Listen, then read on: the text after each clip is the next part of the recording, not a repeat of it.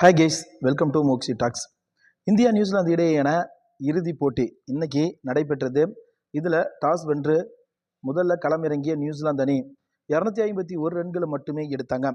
இந்தியாவுடைய பந்து வீச்சில் அவங்க சுருண்டாங்க அப்படின்னு சொல்லலாம். அதைத் தொடர்ந்து களமிறங்கிய இந்திய அணி 4 விக்கெட்டுகள் வித்தியாசத்தில் அபாரமான வெற்றியை பெற்று கிட்டத்தட்ட 24 ஆண்டுகளுக்கு பிறகு இறுதிப் போட்டியில் விளையாண்ட இந்தியா நியூசிலாந்து இடையான இந்த ஆட்டத்தில் நியூசிலாந்தை வீழ்த்தி கிட்டத்தட்ட வரலாற்று சாதனையை படைத்திருக்கிறது.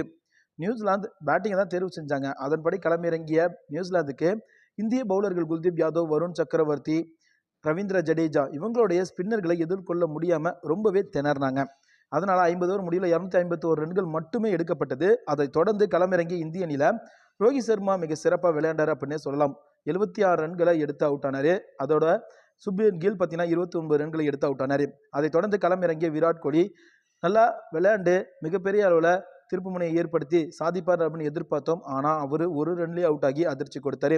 அதற்கப்புறம் இந்திய அணி பார்த்தீங்கன்னா கொஞ்சம் தடுமாற ஆரம்பித்தாங்க. 3 விக்கெட்டுகள் அடுத்தடுத்து விழுந்ததுனால விக்கெட்டை விட்டுறக்கூடாது அப்படின்னு ஸ்ரேயஸ் ஐயர், அக்ஷர் பட்டேல் இவங்க 2 பேரும் பார்த்தீங்கன்னா ஒரு நல்ல ஒரு பார்ட்னர்ஷிப்பாக அமைத்தாங்க. ஸ்ரேயஸ் ஐயர் பார்த்தீங்கன்னா 48 ரன்கள் எடுத்து அவுட் ஆனார். அதைத் தொடர்ந்து அக்ஷர் பட்டேல் 29 ரன்கள் அவுட் ஆக, அதற்கு பிறகு ஹர்திக் பாண்டியா, KL ராகுல் ஒரு பார்ட்னர்ஷிப் அமைத்தாங்க. ஆனால் 13 பால் இருக்கும்போது ஹர்திக் பாண்டியா பார்த்தீங்கன்னா அவரும் அவுட் ஆகி அதிர்ச்சி கொடுத்தாரு.